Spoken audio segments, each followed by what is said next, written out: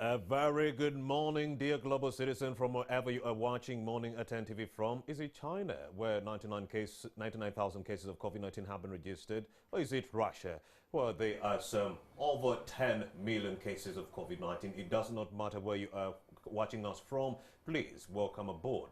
Yes, this is Morning at 10 TV. My name is Romeo Busiku. We also do know that besides the 5.3 million deaths owed to COVID-19, other people are also dying as a result of other diseases. Cancer alone has killed 7.7 million people this year alone. Our children under the age of 5 have died over preventive issues or diseases, if you will. 7.2 million children under the age of 5 have died. 250,000 have died because of normal flu, not COVID, but normal flu. 300,000 have died because of malaria. 4.3 million have died because of smoking. Yeah, cigarette smoking. Every day we are smoking over 14 billion cigarettes on a daily basis. That's how debilitating the situation is. Alcohol has killed 2.3 million. Those who say, well, the situation is debilitating, I can't take it anymore, and kill themselves are over 1 million people who have committed suicide in that regard. And also road accidents have killed over 1.2 million people in that regard. Let's move on to our next conversation right here on Morning at NTV. Promoting warm farming for economic empowerment. I do have Alicia Namakola, the co-founder, Women in Economic Empowerment Uganda, and also Florence Nambiru, the co-founder of the same organization, Women Economic Empowerment Uganda. They would like to use a worm farming to promote economic empowerment. Well, how does that work? Because we all do know innovativeness or innovation knows no boundaries. So here we are talking about worm farming. But what do you know about it? Very good morning, Florence and Alicia. Good morning. Indeed. Let's first unpack what this project is all about. Women Economic Empowerment Uganda. What is this project all about? Well, Women Economic Empowerment Uganda, it's a community-based organization. It's founded by 3 people, Alicia Namakura, me, and another brilliant young lady. She's not here with us. Well, what's her name? Martini Jennifer. Martini Jennifer, very good morning to you. Thank you for birthing such an amazing idea with these 2 beautiful ladies. Yeah, I'll call it maggot farming because that's what we call it. Yeah, it is Before maggot farming. Before my viewer says ew, explain to them why they shouldn't be using such a connotation. Okay, we shall not call it worm because worm it's a broad thing. So maggot farming, it's a type of worm. So we are specifically dealing with maggots. So Women Economic Empowerment Uganda, we are financially empowering women, female households in Kalung village for a start. And basically we are focusing on those women in stone quarrying. So we are giving them another alternative, a more generative income activity than what they are currently doing. Why stone quarrying? For in Kanungu village, most of the women, when we were doing our research, we found out that most of the women are in stone quarrying. And of course, with the complicated issues with stone quarrying. So we sat as a team and we said, what can we do about these people? I see. And basically being most of them are they single mothers? Not necessarily single mothers. Some of them, they have husbands, but I don't know how to term them. They have husbands who are not helping them. I see. So they are the family heads. So it is the woman to go to the stone quarry, make some money, bring it back, and it's the man to decide, okay, you made 10,000, let's split it this way. That is so right. The man is the one spending the money, it's the woman who is going out there to work. That is right, something like that. Go ahead. So we said we can give them another alternative, being a factor that being of them are not... They didn't go to school, so we had to come up with an alternative which is very suitable for them.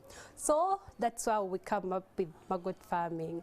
I see. So I'm looking at the transformation because I was in a stone quarry making ends meet, and then here comes an organization saying I should now revert to maggot farming. Why? Actually, we are not telling them to stop stone quarrying. Yeah. We are giving them another alternative. It will be upon them whether to leave the stone quarrying and come this side, or to stay in stone quarrying. We are not telling them that you stop the stone quarrying. No, we are just providing them with another alternative. You're just giving them an extra option just in case the stone quarrying is not working. Please embark on maggot farming. We are ready for But then you. for maggot farming, what compelled you to come up with this idea? Was it the fact that you saw demand in Kalungu and various areas? Alicia? Well, Hello. Good morning. Good morning. Indeed. Well, we chose maggot farming generally because we are dealing with women who are illiterate. Oh, yeah. And maggot farming can be done, like you do not need to have gone to school for you to earn money or to operate a maggot farm. And secondly, the operation costs that are incurred in operating a maggot farm. First of all, maggots feed on bio-waste, which is very cheap to come by, very easy to mobilize, even in the villages. Another thing is that maggots never get sick. They never get sick. So the only thing that our viewer or a maggot farmer is supposed to invest in is the waste to feed the maggots. And as we studied in our primary, maggots have like, the housefly has 4 stages. Indeed. And that is eggs, larvae, pupa, and adult. Indeed. It is only the larvae stage, like in this cycle, that feeds. The eggs don't feed, like the eggs are inoculated in the substrate to hatch into larva, into the larvae. But the pupa is a dormant stage, it doesn't feed at all. And the housefly stage, the black soldier fly, it feeds on typically water. So you do not need any feed to feed houseflies apart from you feeding the larvae part of it, which makes the operations very cheap. You know, when we're going through the subject around primary 4, 10 years old, the teacher would take us through the whole stages, you know, like you were mentioning, you know, the egg, larva, the pupil, and then you have the adult. Yeah. And then he did mention that 10 or 20 years from now, some of you are going to be actually making money from these. You'll be rearing maggots. And we couldn't understand why. And we were saying, this is a very good source of manure for our farms. But here we are, and you ladies, the trio, the other one is not with us. You're actually maximizing on that. But let's break it down for the viewer, the significance of these maggots on our farms. Okay. Maggots, first of all. What we use them for. Okay, maggots are used for, they are used as animal and, livestock and poultry feeds. I see. They have a high protein and fatty acid content. And that makes them a very good body booster for the livestock and poultry. Yeah. So if I'm, you know, growing my broilers, maggots. It is an alternative for fish meal. Okay. The so-called mokene. As we know that if we continue using mokene as an animal feed or as a body booster for our poultry or livestock, then we're depleting our freshwater resources, which is not good for the environment. And actually, to our environmentalists, as a person, as a person, I'm also an environmentalist. Yes. First of all, the BSF or the larvae, they feed on bio-waste, which makes them a very suitable, eco-friendly bio-waste management system. And secondly, when they feed on this waste, they degrade it into like manure, which can they process our waste into manure, which can go back to our plants as providers of nutrients. This is what makes maggot farming so unique. Every product that you're getting from the farm is of some importance at some point. The feed itself that you're going to feed the maggots on is going to be processed into manure. And also the maggots that are the product of the product that you want are going to be processed into an animal feed. So it is a win-win for the environment and us. Wow, innovation knows no boundary. How to use, you know, or promote worm farming for economic empowerment. That's what we are talking about right here. These 2 ladies and the third one, actually the trio, you know, scholars of the Mastercard Foundation in that regard. They competed with over 90 projects in that regard, and would like to know what makes your project different. What makes this project different? Because you did have other 90 contenders and you emerged victorious. So what made your project actually any more different? First of all, because you're talking about financial literacy? Yes. How does that correlate with maggot farming? Okay. Financial literacy, actually we are not tackling only maggots, we also have a bit of financial literacy. I see. Yes, we shall be training our ladies a bit of how to manage their finances. Of course, there will not be, of course, classes, totally practical things. I see. So why maggots? Why we were winners?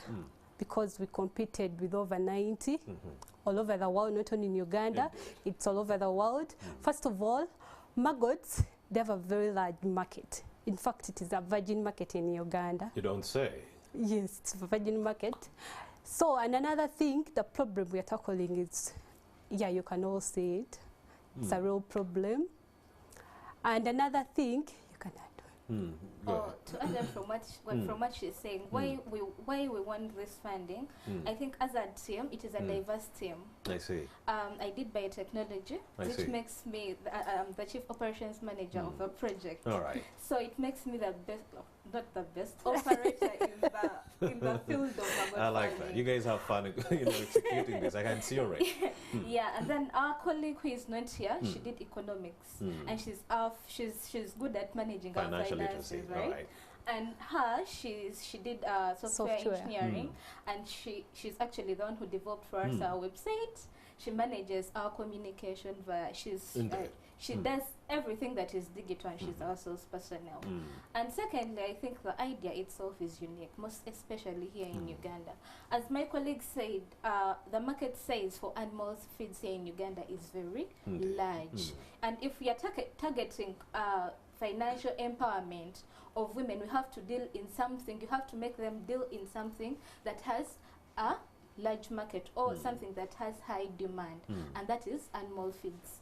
According to our research, we identified that Uganda is an agricultural country, of course, and poultry and livestock cover over 46% of the agriculture sector. What does that mean? That our beneficiaries have to satisfy this 46% of the Ugandan sector that is dealing in maggot farming. Secondly, that is dealing in poultry and livestock farming. And secondly, maggots are cheaper than the fish meal. Yeah. Most of our farmers were getting out of the poultry business because of the expenditures in animal feeds. Some are imported, and the fish meal that is locally available is also expensive. Here we are coming with an alternative that is cheaper than the fish meal and the imported the imported products. Okay, the beneficiaries you've been targeting, how have they been receiving this whole project? How have they been receiving it? The people of Kalungu. Okay, just like the first facial expression that you made. Oh yeah. When you had just come to the set, I think they first did. Okay, like we came, ladies, Alicia, born of this village, and I have a project which with my colleagues. Yes. And then and they're like, okay, we want to empower you financially, and they're like, okay, we're excited about this, but how are we going to do it? And then we're like, we are going to do maggot farming. They did that first. The same expression. They did the same facial expression. But with time, through sensitization, through changing mindsets to make them incorporate the maggots to the food chain, and also understanding that the maggots that we're going to be dealing with are different maggots. They don't maggots from houseflies, the ones that we see in the latrines. The latrines. These ones are different. They're products of a black soldier fly, which is a different kind of fly. It does not spread diseases. Feeds on water. It feeds on water, and it is highly reproductive. So they're now so happy and into the project. All right. Okay. If I want to work with you, I'm not in Kalungu. I'm in some other parts of the country. How do I reach you? Essentially, are you only working with women, or other people within Kalungu only? Or are you focusing on other jurisdictions? Okay, we are not working with only women. Oh yeah. We of course working with the local leaders. We work with the leaders in the community, and for anyone out there who is interested to work with us or interested to know about how maggot farming is, you can check out on our website. All right, that is www.wiu.org.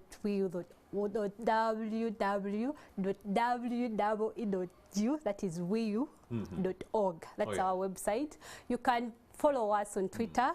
That is wiu, capital W, capital E, and capital U, underscore UG, still in capital letters. Or you can follow us on Facebook, wiu.org, and we are also on Instagram, wiu.ug. All right, if I can't reach you via phone, or essentially, what do I need to start a worm farming, if you will? What are some of the requirements I need? Well, you need a structure in place first. There is a technical bit of the structure. Yeah. I don't know if it is okay for me to go through it. Go ahead. Okay. The structure, first of all, you need a dark part of the infrastructure and the light part.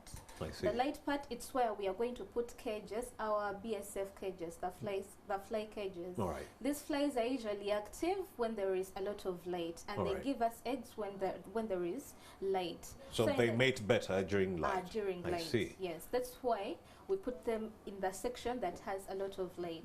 And then the dark part, it's where we rear our maggots from. I see. Yes. Gestation period, blah, blah, blah, blah, blah. Now, for the gestation period, depending on how you feed your maggots, the cycle goes from 18 days from 13 to 18 days. I see. Less than a month. Yeah, less than a month, depending on how you're feeding your maggots. And that is the reason as to why actually we chose maggot farming, because our beneficiaries are going to get income returns in the shortest period possible. They're highly reproductive and their short cycle is very short. Talk to me about some of the challenges you've encountered along the way while you try to execute this project. Man, as people giving you that, what are you saying, maggots? Besides the expressions and people acting like they do not understand what you're saying, what else did you encounter during your journey? I think I can go first and then she goes second. Indeed. When we met with our beneficiaries, they had gone through a lot of scamming, scamming and conning. And fraudsters had come to them before you. Yeah, and very many people had come to the village telling them, hey, you plant moringa, Manya moringa is on market. Yes. We are going to come and buy it. They rush into it. They plant moringa. No market. No market. And no one is coming to buy it. And then here we are coming, telling them now we are going to do maggot farming. And the first thing our beneficiaries are facing, because even we as an organization, it was hard for us to set up a structure due to the costs that are incurred. Our beneficiaries are like, we have land. We can contribute a little money in constructing our farm for the group to start the farming. But the problem, we might not raise that much to construct a sustainable structure that might be needed for a long run in Kalungu village. What do we are talking about women who are earning 25,000 Ugandan shillings a week. That is on maximum. From the stone quarry. Yes, and they have over 7 dependents behind them.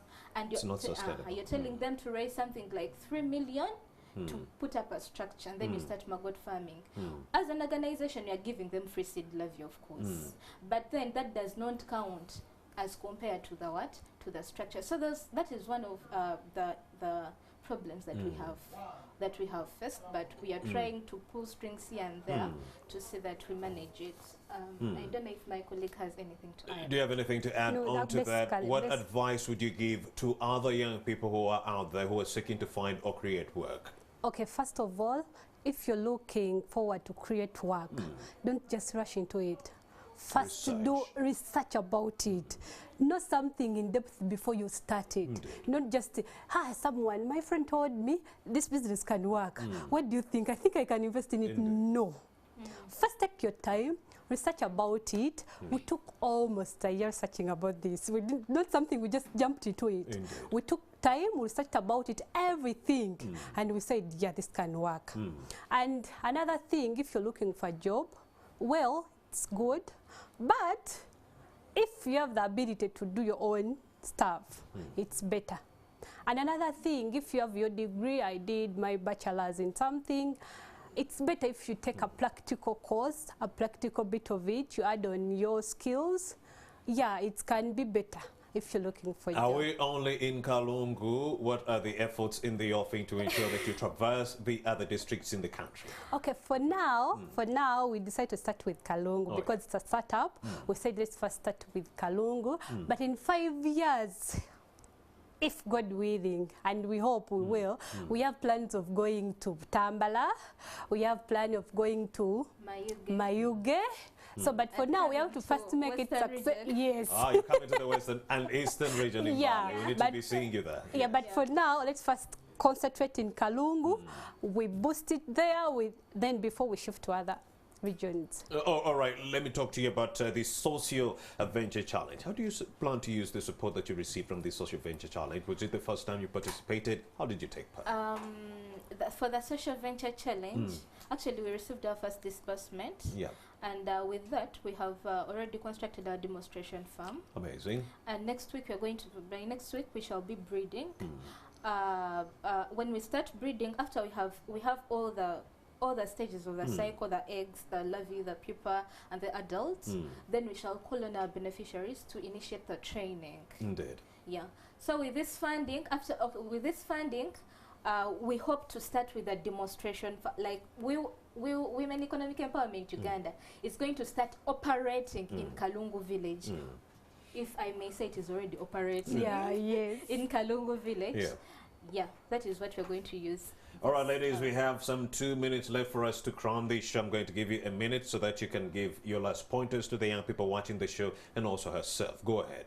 Parting shots. All right. Address the young people. I'm very excited to have this opportunity and platform to speak to you.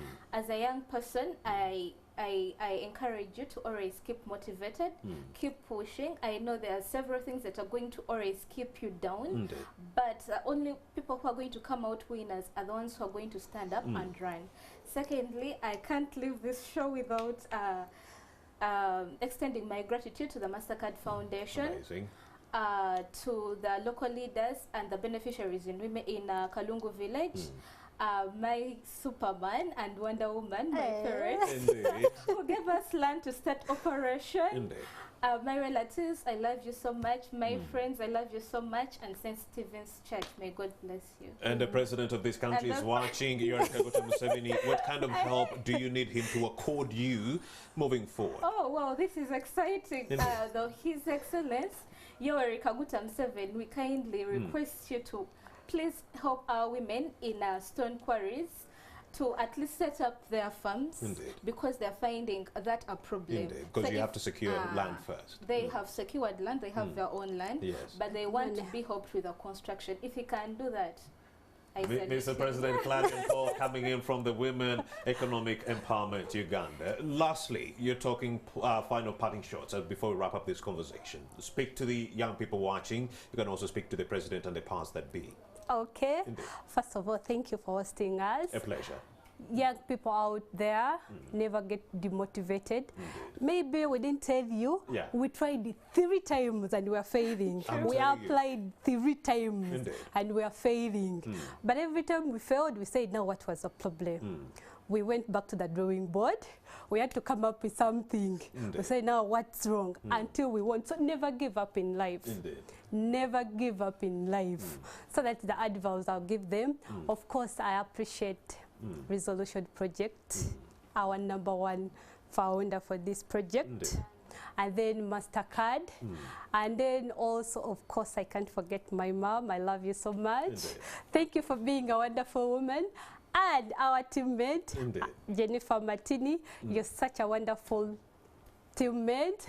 And everyone out there. What kind of help do you need from the government moving forward? Wow, first of all, as my colleague said, for us, we have managed to set up a demonstration farm, but it cost us almost 4 point something, and our women will not be able to do that.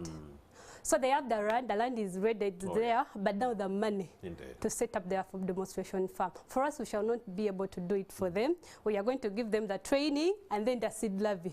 But now setting up the demonstration farm is very hard. So that is the need, that's the help we need from His Excellency. And of course, the president, he is watching Morning at NTV. This is his best show, and indeed, he has been taking notes, and help will be coming your way in the shortest time possible. Of course. Thank you, Alicia and Florence, for having made the time to speak to us on such a pertinent conversation. I really loved it. Thank you so much. Thank you. Keep on keeping on. All right, you are still watching Morning at NTV. My name is Romeo Busiku. Dear ladies and gentlemen, of course, we are dealing with the Omicron variant that has been registered in over 63 countries. That is the latest coming in from the World Health Organization. Hospitalizations have been increasing, especially in South Africa, where Delta is a lesser dominant strain, and also the United Kingdom, where Delta is actually majorly the dominant strain within the United Kingdom. So wearing of a face face mask shouldn't be a conversation, it is a must. And also social distancing when you get to a cohort concentration of more than 5 people. You should also be going or clamoring for these vaccinations that are currently taking center stage. All right, let's take a break. Return shortly. Keep it here.